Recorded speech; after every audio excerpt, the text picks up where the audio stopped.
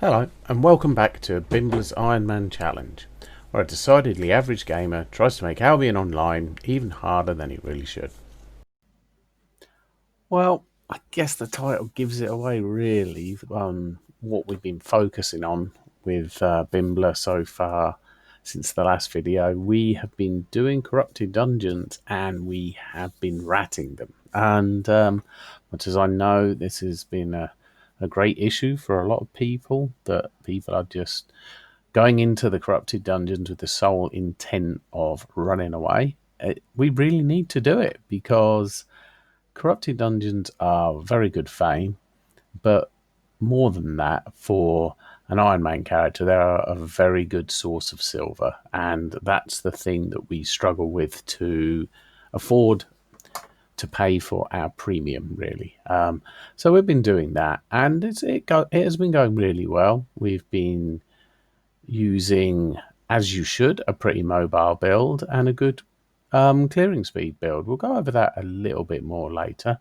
So as you can see, this is the loot from one corrupted dungeon, and yeah, we got quite a bit of silver, a few items. You get quite a lot of runes, so the loot is pretty nice. I would say when you're doing corrupted dungeons, the chance of actually getting invaded, it isn't that high anyway. Probably one every 2 to 3 dungeons.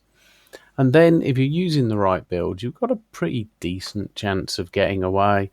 I know all the bigger streamers are getting very frustrated with rats because it probably does ruin the content that they're trying to create. But in all honesty, you're not guaranteed getting away. I've ran myself, tried to run away and just kept running until I ended up dying to mobs once, and I got caught by, I think it was a claymore. I just I couldn't get a gap on him because of the run speed that the claymore or all swords have whenever they have stacks, and they can keep doing that just by whacking mobs. I couldn't get a gap on him, and he just kept keeping up with me until eventually he killed me. So it's not guaranteed that you're going to get away, and when you're doing stalker level, then you are going to lose your gear. So it's important that you only take gear that you can afford to lose, which is what I'm doing. I'm just taking fairly low tier stuff. So talking about the builds that we use for the corrupted dungeons, to rat the corrupted dungeons, I just thought I'd go through what I'm using currently to do that. And the first piece is the tier 5 Scholar Cow, and we use Energy Shield for that to keep our energy levels nice and high. You will gain energy each time you take damage, and that also makes you quite tanky, so that's a nice item for us to use, because otherwise we'd be running out of energy and the clear speed would be pretty slow. So passive, we use aggression just to increase damage and healing power. Chest piece, we are using the mercenary jacket at tier 5.1 also, and we're using bloodlust just basically for the boss fights, to get so we can heal during the boss fights. It's quite useful. Also, sometimes if you've overdone it with taking mobs on in any fight, it's nice to be able to use that. We're using Quick Thinker to reduce our cooldowns. On the boots, this is probably one of the most important things in the rat build, is to use the Quarrier boots and use Motivating Pain. It gives you a 50% increase in your move speed, but more importantly, if you get damaged, you get an extra 30%. So you can really zoom around, because you're in a PvE environment. You generally get tagged by one of the mobs, and you will easily normally break away from your opponent in the dungeon. We're using the Great Axe, and I always use the Rending Spin so that you can use it as an AoE so that you can clear the mobs quicker if you've got multiples. Also, you don't have to actually target and engage, you can just kite around things. I use Adrenaline Boost because I feel Deadly Chop, although it's a good ability, is a little bit clunky, and when you're fighting the bosses, you you don't really want to stand still very often. So I use Adrenaline Boost, and it also gives you move speed, which is very useful. Again, if you've been invaded, for you to get away. And obviously Whirlwind, which is just an incredible ability. Passive, I'm using Increased Defense, just to make it slightly more tanky. You will need to bring, I think, soup or fish. I've only using carrot soup because that's what I've got at the moment. You probably would want to go up to cabbage soup or a tier 5 and up fish. And I use heal potions. And again, this is, in case you've messed up in a boss fight, or when you're being chased after being invaded, you can heal yourself. If you've taken too much damage from mobs, etc. So that's quite useful. I just use whatever cloak I've got, really. I'm using a 4.1 at the moment because that's what I've got, and whatever bag I've got, and that's it.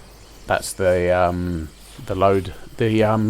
equipment setup that I use for ratting corrupted dungeons. So recently there was a week-long fame buff, Mists of Albion buff, I think it's called, and I decided that I would try and get all my resource gathering up a bit, and to also get the ability to make the corresponding tools for that. And I did quite well with, I can make tier 5 axes, tier 5 skinning knives, and also, what was the other one? Yeah, we got the tier 5 hammers, which we did already have that.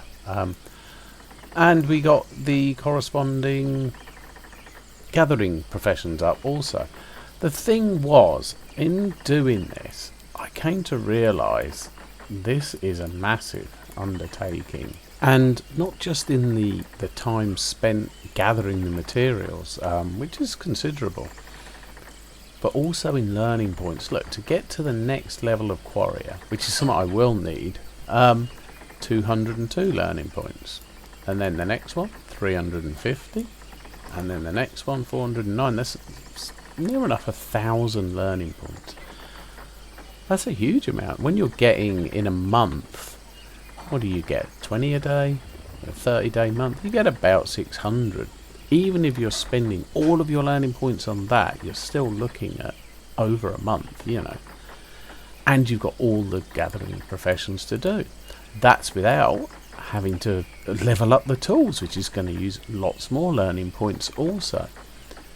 So I decided what I would do, because obviously I need materials, I need that to make all my own stuff. As being an Ironman, I will have to make a massive amount of my own stuff. Only if I get lucky and get a drop that is currently a piece of equipment I'm using, it's really the only exception. So what I decided to do was not gather so much, and to see how much material I could get just through salvaging the stuff that I'm getting in corrupted dungeons and regular dungeons.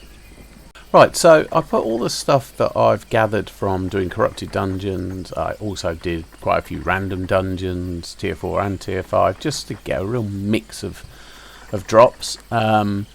Put it all in these 2 chests, and as you can see, we got quite a lot of stuff. We got one really nice drop, which was, we got an 8.1. But what I'm going to do, and this isn't what I will probably do in the future, but just in the interest of simplicity, I'm going to salvage everything. I'm going to salvage it all. What I will be doing in the future, though, is using some stuff to research, so that I can level up my crafting a bit, rather than just turning it all into raw materials. But just so this is a more simple process, I'm going to salvage everything.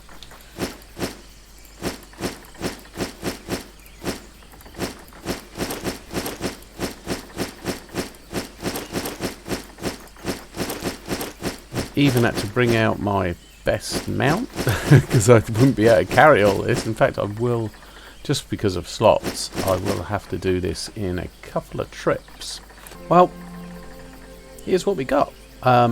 It probably doesn't look that much, really, considering the amount of stuff that we just salvaged, but I'm quite happy with it, to be honest, because the difference in this is 2 things. One, I was earning silver all the time I was getting these resources, because I was in dungeons and corrupted dungeons. I wasn't out just for gathering, which earns no silver.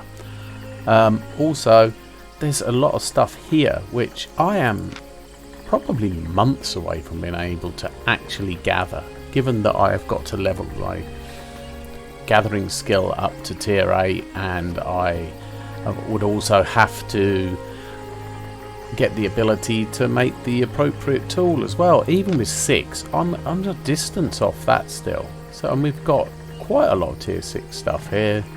We've got 9 bars there, 5 wood, 8 leather, quite a bit of tier 6. We've got some tier 7, not a huge amount, but it all adds up. And I'm just thinking this is going to be the way to go for now. I'm not saying I'm going to do no gathering, but what I'm not going to do is use learning points in pursuing gathering, apart from perhaps stone, because that's going to be important in making the buildings that I need to make the items, the tier 6 weapons and armor that I will need.